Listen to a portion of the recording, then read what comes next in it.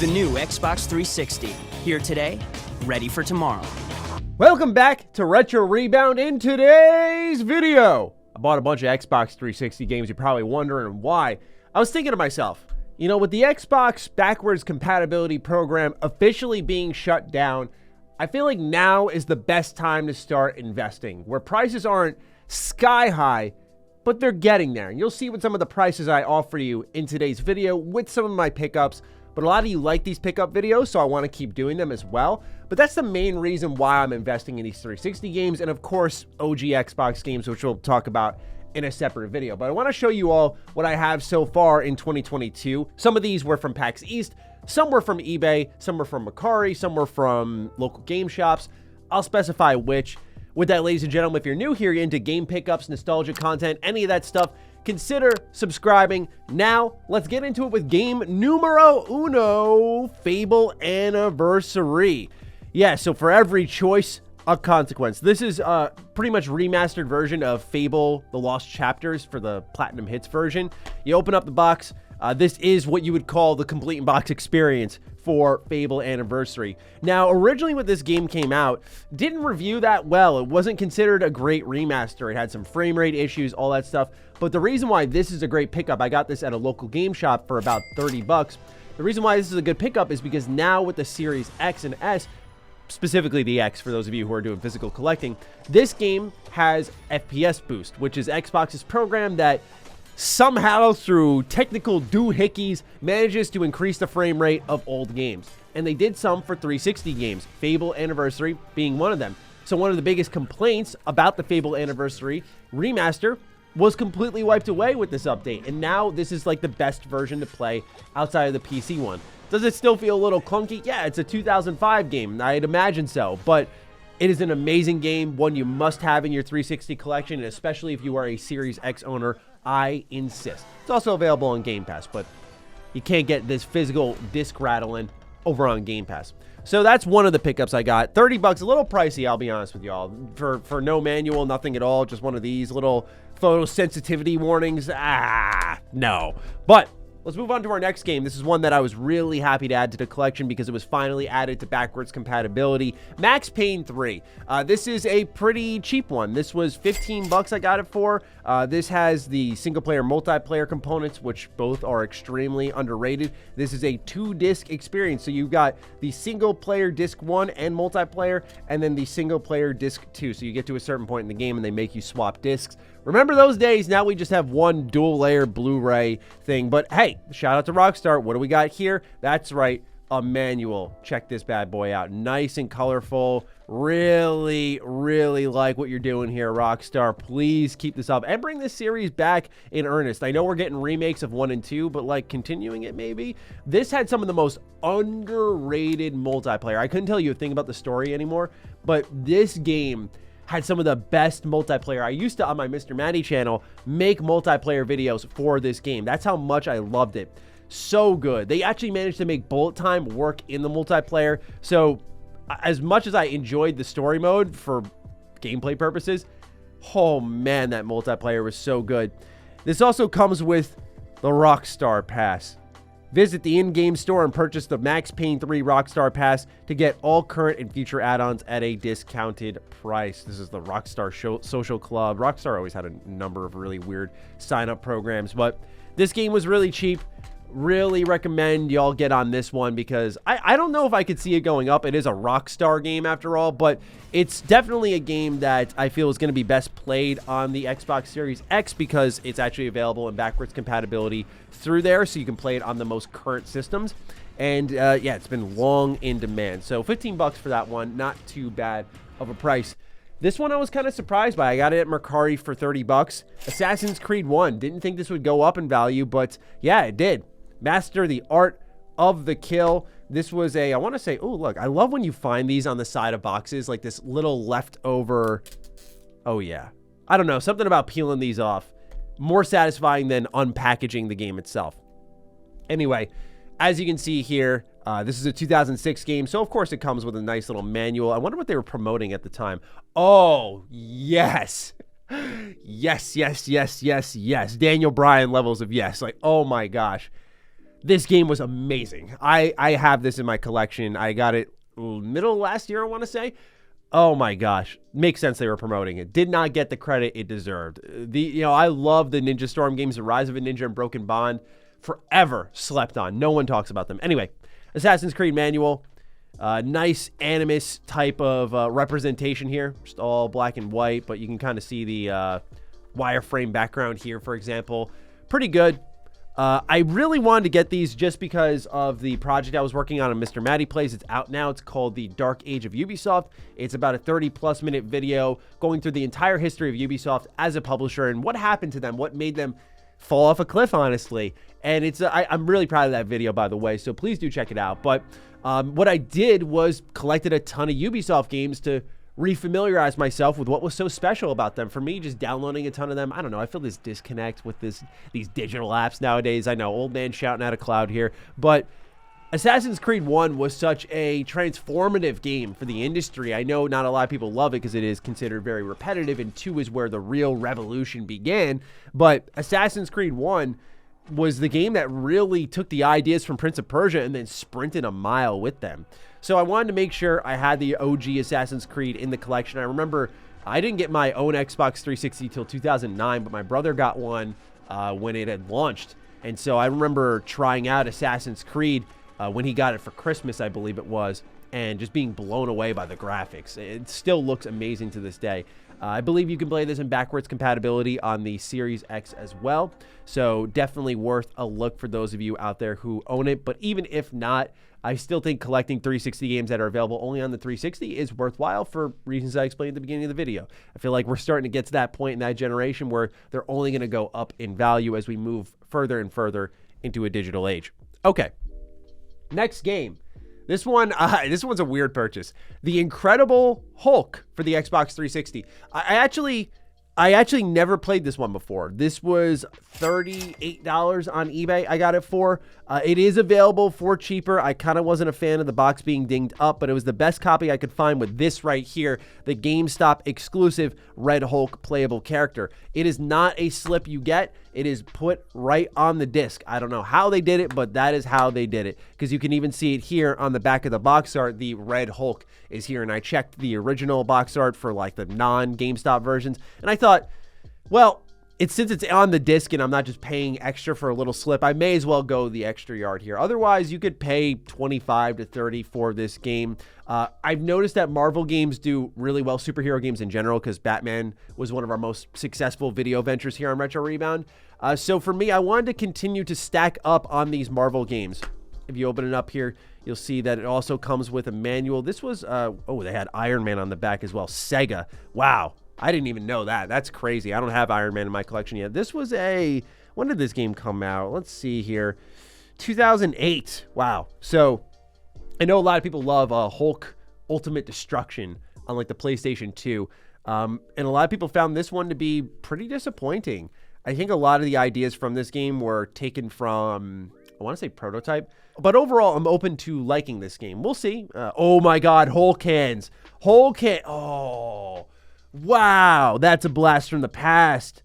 I didn't even know that was in here. I don't know if y'all had them, but the big green glowing Hulk hands that had electronic sounds that when you like punch things, you would hear Hulk go like, oh, Hulk smash. And I'd hit the heck out of things in my house just because it felt so cool. And they had little handles inside the big Hulk hands.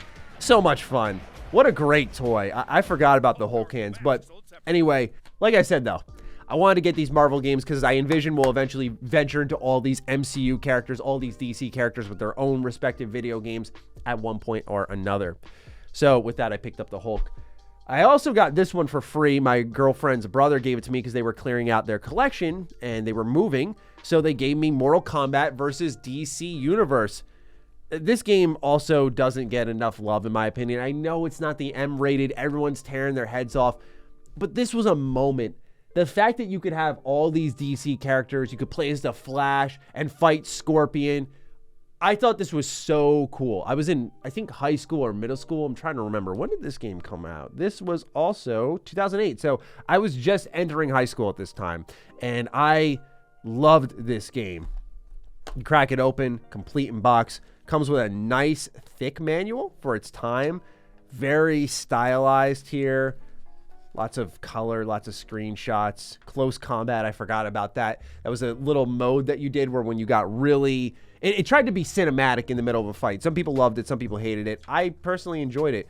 Rage mode is another thing. Free fall combat, test your might. Really cool mini games in this as well. They were promoting a TNA Impact game. Wow, they had Samoa Joe there. Interesting, I didn't know about that. Sting, I think that's Kurt Angle. I'm not actually sure, but Wheelman, that was a cool game too. These promotions are just really bringing me back. But yeah, Mortal Kombat versus DC Universe. Not the most violent fighting game, but a really fun arcadey one. So yeah, I just double checked. This is backwards compatible. I verified, and also Assassin's Creed is. It has been since 2018, so I don't know why I thought that was recent. But anyway, this is backwards compatible. Really awesome to see this, by the way, because I imagine the licensing hoops they had to jump through for Mortal Kombat for DC to get this going. But another great game you should have in your collection. This I got for free. I don't know how much it goes for now, but Mortal Kombat has some real, I call them like novelty fighters. Like they had like Armageddon. They just had like such a deadly alliance, like a long lineage of amazing games. And this was one of them, in my opinion. Not everyone's favorite, because then it led to Injustice, which created its own identity, and Mortal Kombat was able to go back to its more brutal roots. But personally, I loved MK versus DCU. I think since we've gotten some like R-rated, some really dark kind of DC movies, and of course we know what Mortal Kombat is, we could probably do an M-rated Mortal Kombat versus DC game, and I think it would set the world on fire, but I don't think either company has the guts to do that. More superhero stuff. There's a lot of superhero stuff in this pile, so I'm just warning you now. Spider-Man 3. I love this movie so much, by the way. It's actually like an amazing comedy flick to me. But I had the PS2 version, if you remember, way back in December with our Raimi Spider-Man video.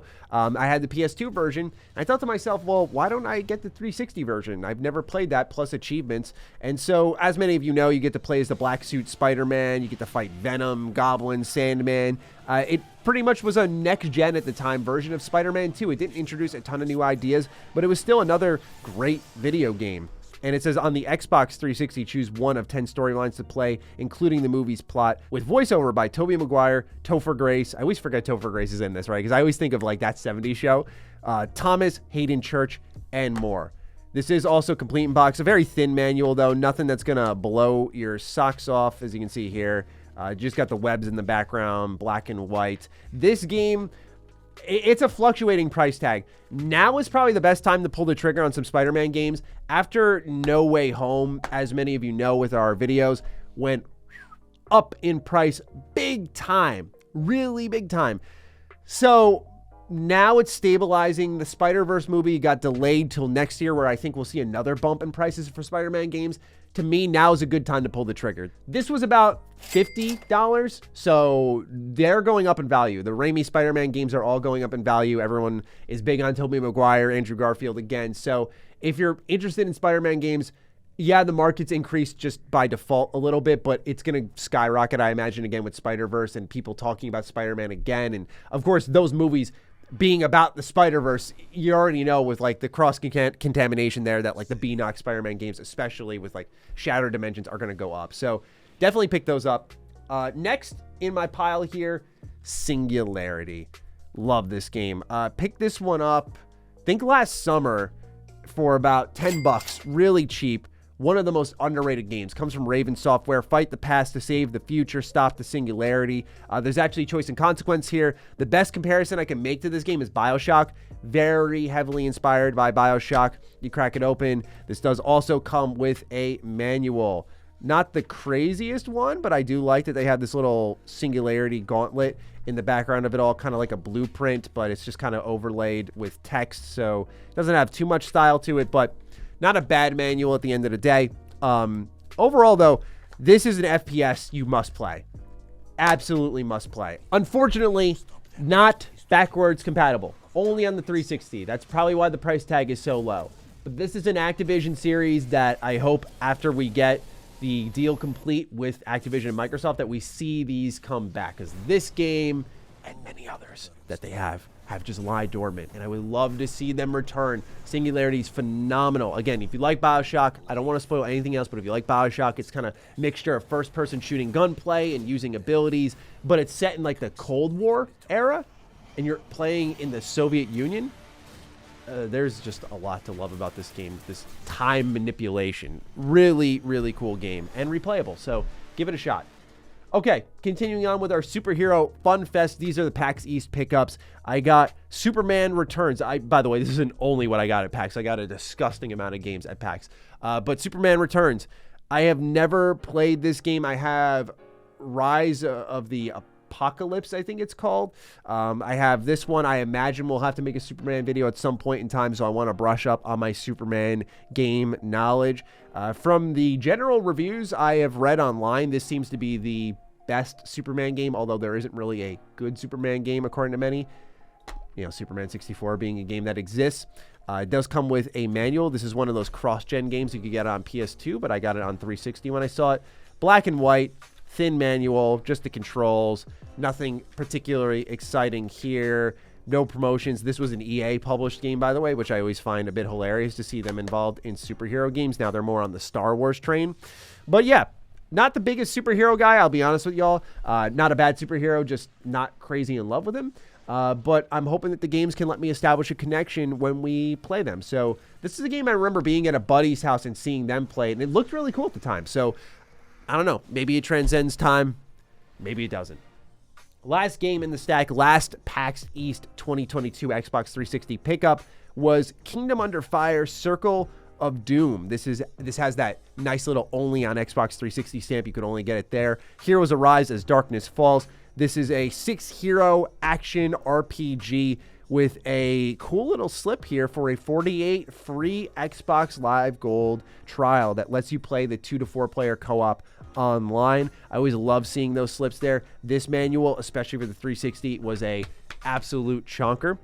All right, so as you can see here, one of the most stylized manuals of the whole video. You see the weapons, the creatures, even the numbers on the top corner are all like put in weapons like axes. You have the character concepts here, little write-ups of them all. A lot of care went into this manual. And this game is one that has always eluded me. I've seen videos online. I've watched reviews. It's apparently a pretty good action RPG. And I've wanted to try it for a while. I don't know if it's this game or the sequel, but I know Kingdom Under Fire has an entry, and I believe it's the sequel, where you can go from the action combat on the field to almost this tactical RPG where you're overseeing the entire battlefield and commanding armies. I know it gets pretty wild, but this game I got for 15 bucks, really cheap, really worth it. Not backwards compatible, but that's okay. I think it's another one of those 360 cops that you want to have in your collection because there's very rarely an exclusive that wasn't brought forward. So this is one that you should definitely look into getting complete in box because otherwise, good luck getting it.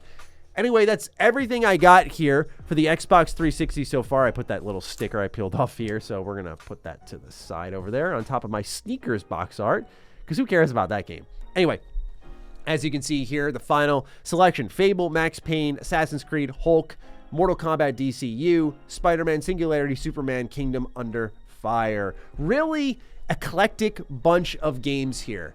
Lot of variety, lot of superhero stuff too. But really happy with the haul here. Not too expensive, but I think it's a good time to start purchasing, so get involved while you can. Anyway, ladies and gentlemen, that's all I got for you in this video. Have you been making any pickups? What do you think of what I bought here? Fire away. And with that, I'll see you all in the next Retro Rebound. Peace out.